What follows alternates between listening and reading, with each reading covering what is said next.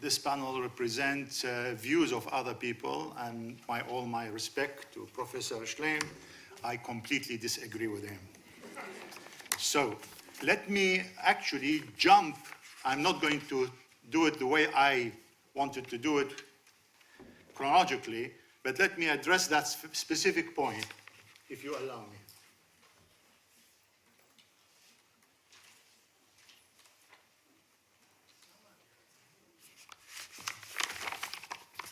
In Israel, I heard many stories from my relatives and other Iraqi immigrants about the Farhud, the imprisonment of Jewish communists and Zionists, and in the late 40s, illegal immigration, tasqit, robbing them in Baghdad airport, spraying them with DDT in Israel, living in transition camp in Ma'barot in Israel with terrible conditions.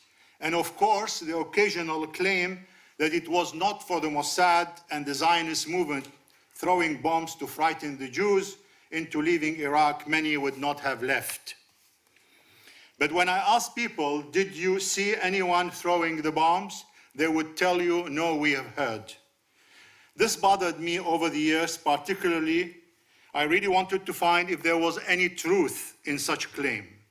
In recent years, I looked in depth and read many sources and collected data and extract of a newspaper, and I reached the conclusion, as with other several researchers like Moshe Gat, Esther Meir Glingstein, Nassim Qazzad, and Philip Mendes, who had looked into these archives, that there was no credibility to this claim. You will see from this graph that I showed the number of Iraqi Jews registering to leave Iraq. I superimposed on it when the bombs were thrown.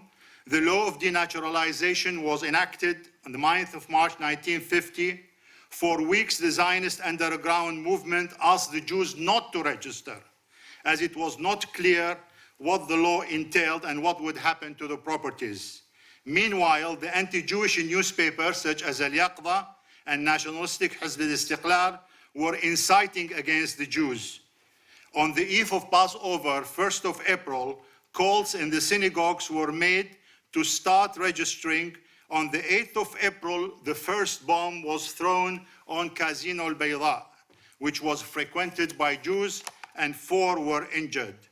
There was an arrest of an army officer and 2 brothers, but they were released few days later. In 2013, Shamil Abdel Qadir published a book on the history of the Zionist movement in Iraq, and he was actually a Ba'athist and nationalist sympathizer, which he had pages. He actually published all the proceeding of the court trials. In a 2 pages, in the middle of the book, he has this page is entitled "A Belated Confession from a Member of Hizb al-Istiqlal, admitting that he threw this bomb with another member of the party to frighten Jews to leave." I will happily share it with Professor Schleim and provide it to anyone. I'll just go backward, and it says, "I'tiraf mutaakhir," translation in English. MSH, talking to the author Shamil Abdel Qadir. I was at the time in Hizb al-Istiqlal, and we formed a party, a fighting group headed by the late Adnan al-Rawi, and me, T and TB. Al-Rawi told us that the hesitation of the Jews to leave Iraq requires action to force them to leave Iraq. And we in the party are hoping for the expulsion of all Jews from Iraq. Actually, a decision was made to blow the Casino alBaidha, which was frequented by Jewish youth. Al-Rawi told us that he would supply us with the bombs. Actually, the bombs came from the old British bombs, to throw them on the casino to put terror in the hearts of the Jews. After a few days, Al-Rawi came, and I and T were asked with throwing them on the casino, and on the designated day in April 1950, we threw them on the Jews sitting there, and we escaped and hid in a house rented near the entry of Abu Nawas Street, near the casino, and we disappeared. He recorded this in 1994, actually on a tape, and I'm in contact with him. He does not want to publish yet the name because the guy is still alive, and it has it in evidence. Now let's go to the next one and see this graph. Now this is the number of Iraqi Jews registered to leave Iraq March 1950-51. And now we talk about the 5 bombs that Professor Stein mentioned. One which was thrown on the 8th of April. The other one, Masoud al-Shantab, was thrown in mid-January. And 3 other bombs were thrown, 1 in March and 2 in June 51. Now if you look at the graph, the number of Jews registering, going slowly first, then going up, by August 1950, already 50,000 were registering. By November 85, 8 days before the bomb of Masoud al-Shantab, 90,000 people registered out of total of 105. So what is the logic? Registration of Jews gathered pace with time. There is no logic for the Israeli agents or the Zionist underground movement to throw a bomb on the Masoud al-Shantab synagogue to terrorize Iraqi Jews and encourage them to leave, when already 90% had registered. By the time the law expired on the 9th of March 1951, some 105,000 Jews, Iraqi Jews, registered, and only about 8,000 left. 30,000 of them were already evacuated. As for the 3 bombs that were thrown after the expiry of the law of March 51, June 51, by definition, they had no influence. It's more likely that they were thrown by the Iraqi government agents to force Israel to increase the rate of evacuation. If you look at the number of Jews evacuated, was 35,000 compared with 105,000. Nur Said was already threatening to put the Jews on the border of Iraq, Jordan, or Kuwait. It was the 3 bombs that Yusuf Basri and Shalom Saleh and Yusuf Khabaza were accused of. Yusuf Basri and Shalom Saleh were executed after extracting a fabricated confession after severe torture, and this is registered in the Iraqi newspaper. He said that they tortured me to force me to confess.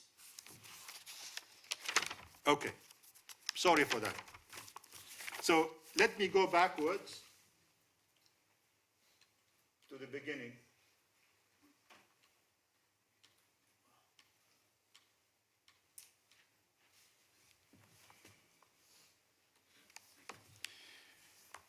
Oscar Wilde said that memory is the diary we all carry with us. There are memoirs of our own and others that our family and friends recounted so many times that they become our own. Pleasant memory of school, of places where we spent our leisure time, visiting one father's work, as well as horrible memoirs or memories of Farhud, persecution, and bodies hanging from the gallows. We are all products of these memories. I will take you through my short journey and flashback and impression and many photos. And to your information, I am product of the 1970. In a sense, my father and family did not live in 1950-51. My parents, Salim al-Basson and Maryam al-Mullah, got married in April 1948. 40 days later, my father, a journalist, was considered on the left of the Social Democrats, was taken to a show trial where the sentence of 1-year exile to Badra, near the Iraqi-Iranian border, was already decided even before entering the court. A policeman swore on the Quran that he saw my father inciting demonstrators against the government in the holy Shiite city of Najaf and Karbala, cities my father never visited. However, the real reason was for writing articles against the government of Saleh Jabr during Al-Wathba uprising and exposing fraud in subsequent election. My mother, who was the only daughter and the jewel of the family, Mdallila ba'arabit, had to travel 200-kilometer journey from Badra to Baghdad every couple of months, learn to wash clothes in hard water stream half an hour away, and bake bread in mud tannoor. For the first few weeks in Badra, my father had to register every day at the police station. But soon this stopped when a new chief police officer called Madhat Al-Ani took the command of the station and became a close friend of my father. Madhat's mother adopted my young mother as her daughter. Now nobody can molest the young sister of Madhat.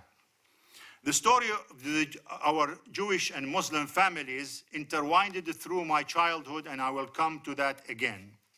I was born in 1949 in Karada, Baghdad, and called after my paternal grandfather Khadouri, who was killed in 1937 traveling between Palestine and Iraq. I was surrounded by an extended and large family, particularly from the Basson side. The photo in the middle is of the circumcision ceremony on the 8th day birth, my father in the white suit with the sidara.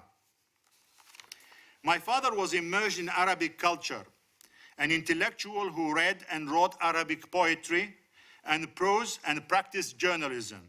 He always considered himself an Iraqi Jew. I never heard him describing himself as an Arab Jew. There is such a dichotomy in that term, Arab Jew, that does not resonate with the majority of Jews from Arab and other countries, not then and definitely not with their descendant, maybe as a cultural term, maybe as a protest term against what is perceived as dominated Ashkenazi establishment in Israel.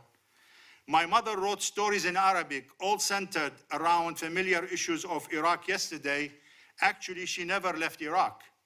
She's considered herself an Iraqi Jewess and an Israeli. In Iraq, we were called the Israelite community, and after 1948, the Mosaic community. We did not belong to the Qawmiyya al-Arabiya.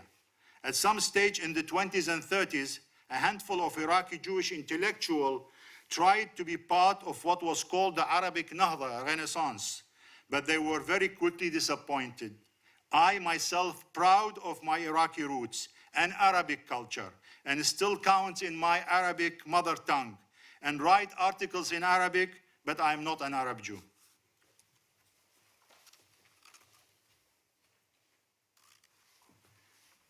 In the pogrom of 1941, the Farhud, I was not born yet, but even when I lived in Iraq, I heard about it, but I never realized when I was young. It's a tremendous impact on the collective memory of Iraqi Jews, one of the reasons that led Iraqi Jews to leave en masse in 1950-51 in the collective memory, never to happen again. My parents were very cautious what to say. My father never told me really what happened in those 2 horrible days of June 1941 on the festival of Shavuot. He spoke about the Iraqi nationalists, the anti-Jewish incitement in newspaper, the radio leading to the Farhud, Haj Mufti al-Husseini. At least 180 Jews were killed in Baghdad in those 2 days, and over 800 injured with wide looting and destruction of Jewish properties. My mom lived in the area of Qambar Ali, in the old Baghdad, which was a mixed neighborhood. She told me how some of the servants looted the houses where they worked for years, how the police, instead of protecting, joined the looting. But she also told me about their Muslim neighbor and his son who protected them and saved them.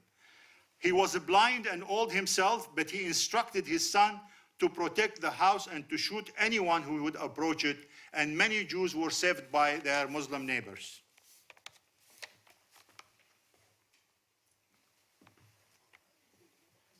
After the law of denaturalization enacted in March 1950 and throughout 50-51, my whole extended family decided to leave Iraq. Only 3 of us and my maternal uncle's family of 3 and a handful of relatives remained. I knew all my extended family had immigrated to Israel, but until I left in 1972, we did not have any communication with them, and we didn't know what happened to them, because there was no way of communicating. We had some pictures taken before their immigration in my childhood, really a handful. Every now and then I would look at those pictures of my grandmother, my 2 uncles, my cousin, Odette, and ask them, when we would ever see them again? A familiar answer, maybe one day. It was very difficult to me in my childhood to understand why we cannot talk about them. Sometimes during the early 50s, Al-Ani family moved to Baghdad and became our next door neighbor. I used to call Madhat Mama al-Kabira, really my adopted grandmother. She taught me and my sister to speak, of course, in the Iraqi Muslim dialect. And I, my sister Kahraman and Niran, spent a lot of time in their house in the 1960s. This is my sister Kahraman, my sister Niran, and me with my sister. In the 1960s, Al-Ani left one by one to Europe, and we lost contact with them. My own family left Iraq and Israel in 1973. One day in the late 80s, my mother in Israel received a call from the youngest son, Menahem, who lived in Germany, who was searching for us for years. My mother and I and my sisters went to see them in Germany, and it was a very emotional encounter. The photo on the right is of Mama al-Kabira. When I was 5 years old, I went to Frank Aini School in Alwiya. Of course, there I spoke with Muslim dialect, as opposed to all other Jewish kids who spoke the Baghdadi Jewish dialect. I do not know what they thought of me. Our school was our Jewish haven, isolating us from the world around us. The academic excellence took center stage. Languages, science, and mathematical subjects were taught in Arabic, French, and English, together with subjects that Ministry of Education mandated. In the higher classes of Frank Aini and Shamash Secondary School, we did language and science exam according to the French, British, and American educational system. And we did, of course, the Ministry of Education baccalaureate exams. We had Jewish, Muslim, and Christian teachers. Our headmaster engaged foreign teachers to teach us English and French, and we also had a few non-Jewish students. What's amazing is that most of our close friends are still the ones from school days. David Dangour is my classmate from the age of 10.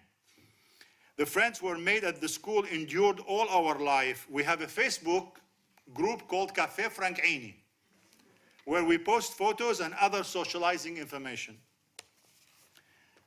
As I grew older and started traveling on the bus alone, our community social and sports club, Mal'ab Menahem Daniel, became central in my life, as well as to many Baghdadi Jews during the weekends and summer holidays. When the government expropriated it after 1967 and gave it to the Iraqi army, we felt completely lost.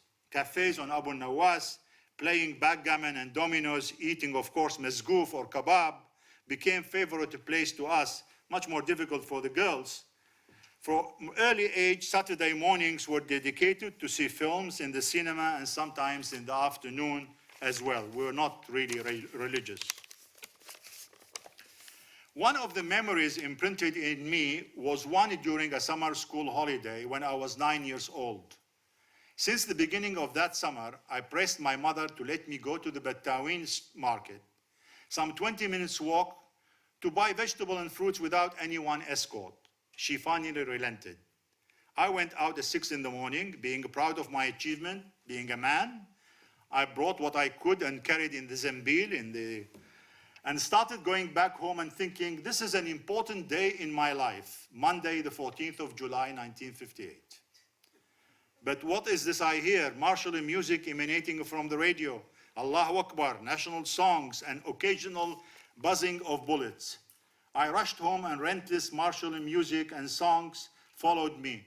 I finally got home, and leave it to your imagination what happened to my parents. I asked my mother what was going on, and my mother hugged me, kissed me, examined me, while telling my father, so we sent him to the market for the first time, and he causes a revolution.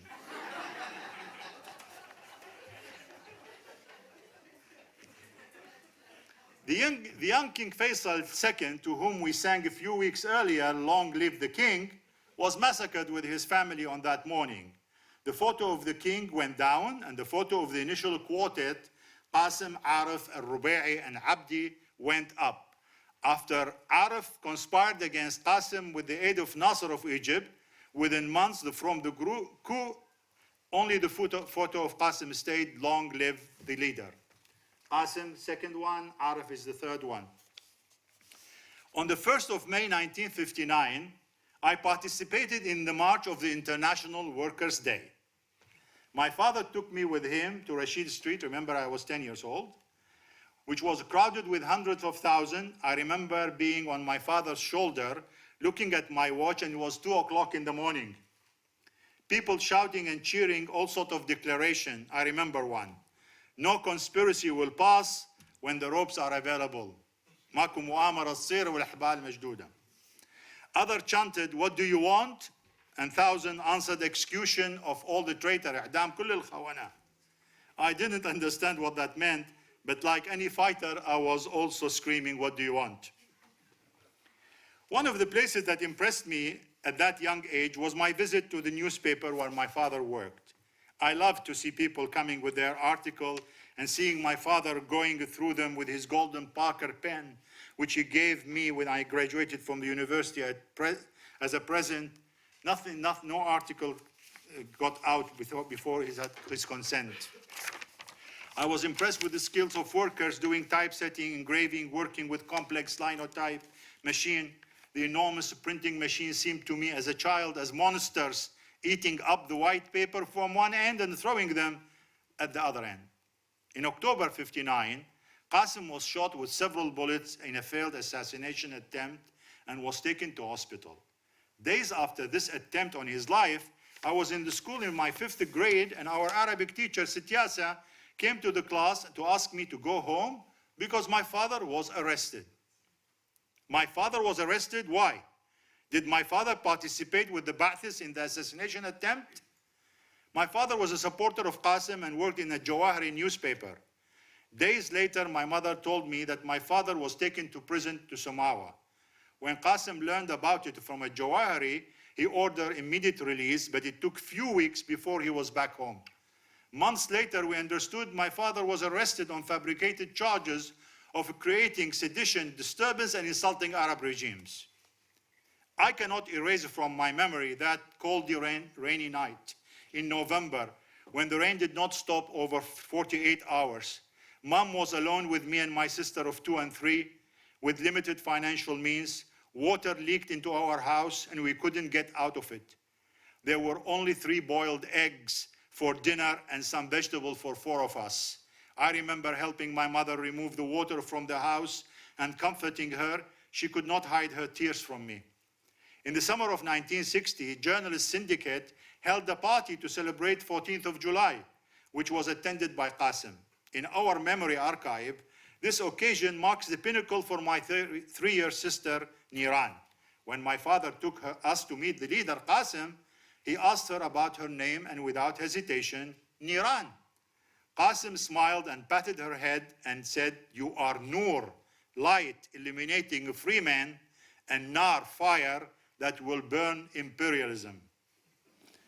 During the Qasim regime, discriminatory laws that were enacted in the early 50s were cancelled and Jews were allowed to travel freely abroad, study in university, and practice a trade freely. The only black mark when was Qasim ordered the Jewish community in the summer of 1961 to vacate the old Jewish cemetery to build a tower rivaling the Cairo Tower. On 8th of February 1963, still I'm giving you the history of Iraq. Nationalist and Ba'athist elements in the Iraqi army staged the coup d'etat that chose Arif as the president and Bakr as the prime minister. He later became the president. Qasim, with many of his supporters, were executed. In the first few days, we decided to stay at my uncle's house until the peak of the storm passes. For several months after we returned home, my father got dressed every time the bell rang, just in case he would be arrested. For almost a year, my father did not work, and we lived in on my mother's small salary from the school where she started working a year earlier. Within 6 weeks of the coup d'etat, Arif and Bakr government reintroduced all the anti-Jewish discriminatory laws that Qasim rescinded, And in 1964, it stopped allowing Jews to travel abroad and introduced the yellow identity card that there are Jews that prove that they confirm that there are Jews with Iraqi nationality. Abdesalam Arif was killed in a helicopter accident, and then his brother became president, lasting until the coup d'etat of Ba'ath in July 68. Bakr was appointed as the president, but the real man behind the throne was Saddam Hussein. In 1966, I finished my secondary school. At that time, Jews were not allowed to study medicine, but could study engineering and pharmacy. So I and a few of my classmates decided to go to the University of Baghdad. In the university, it was our first real encounter with adult students of other faiths. From the first few months, we made friends with them, a friendship that outlasted the bad days after the Six-Day War and our separation. They looked for us, Muslim and Christians, and from other faiths, dozens of years after we left Iraq. I graduated in 1970 with a BSc in chemical engineering. The Six-Day War in 1967 and Israel's overwhelming success caused the biggest upheaval for our community. We suffered one of the worst and longest period of discrimination, persecution, and elimination, particularly after the Ba'ath came to power in 1968. Many Jews were hanged and on fabricated spying charges. Others were kidnapped and killed, mostly with no trace of their bodies. The fathers of my class, of my two colleagues, Linda and Sami, had such a tragic ending. I remember to this day the bodies hanging on the gallows of Tahrir Square Liberation on the 27th of January 1969, and hundreds of thousands celebrating. The killing continued to the early 70s, even after most of the Jews escaped via Kurdistan. My classmates Samir and Fuad Qashqoush, their sister and parents were massacred at home in April 73. In those days, we lost over 50 men and women, and we were a community of 3,000. Dozens of Jews were imprisoned and tortured. Men were fired from their jobs. Families were expelled from clubs. Import licenses were not allowed. Phones were cut. Houses were watched day and night by al-Mukhabarat. And school graduates of 67 and 68, Linda is one of them, were not allowed to attend university, and the list goes on and on. In the summer of 1970, and taking advantage of peaceful North Iraq, after the agreement between the Kurds and central government, Iraqi Jews started escaping through Kurdistan with the help of Kurds to Iran, and from there to Israel and the free world. This lasted the autumn of 1971, when the Iraqi government started granting passport. Having obtained a scholarship to study in a British university, I left Iraq in January 72 with a passport to England after obtaining 3 permits from the security offices and was refused twice by the Ministry of Interior. My passport was expropriated by the Iraqi embassy when I was sent for renewal, rendering me stateless. My sister left in April 73 to Israel via Istanbul, as well as my parents in August 73. I always wondered what made my family and other Iraqi Jews live en masse. We have very limited access to information then, and hardly it was talked about in our house and school. This became a subject of my deep interest in the last 10 years. I will recall, finally, my first encounter with my extended family that I never knew for 20 years. Few days after I arrived to Manchester in January 1972, I had a phone call to a student hall of residence where I was living. Some spoke in Jewish Arabic dialect, introducing himself as my uncle Naim, followed by my uncle Ishaq. And then a woman started speaking to me in Hebrew, which I did not understand. I told her that. She replied, "I'm your grandmother Lulu." 3 months later, in April 72, I was on my way to Israel to meet my lost family. When the plane landed at Lod Airport in Israel and the door opened and I came down the ladder, there was a police car standing near the plane, and in it an army colonel and a policeman who called my name. For a moment, Baghdad's fear of the police and the army returned. They saw my anxiety, and the policeman spoke in the Iraqi Jewish dialect, "I'm Shlomo, your cousin." And the army officer said, "I'm your cousin Sami," and hugged me. They took me, the jeep, through the passport desk and to the arrival hall, where I saw dozens of people, all my relatives, including my grandmother, maternal uncles, cousin. The biggest surprise was outside the airport, where more than 200 were waiting for me. The elder generation saw in me the embodiment of my father. The rest of the family met with the relatives, and we are no longer a small family. I want to end on an optimistic note. There is a realization in many circles of intellectuals, as well as ordinary Iraqis, the majority young, that Iraq lost a very important component when its Jews left. In the last few years, personal contact has been established between many of us of Iraqi roots via the social media with hundreds of other Iraqis and in the diaspora. Despite what we suffered, most of us have empathy with the Iraqi people and hope that we can act as a bridge, and one day peace will be achieved between Iraq and Israel, and we will be able to visit our ancestral birthplace. Thank you.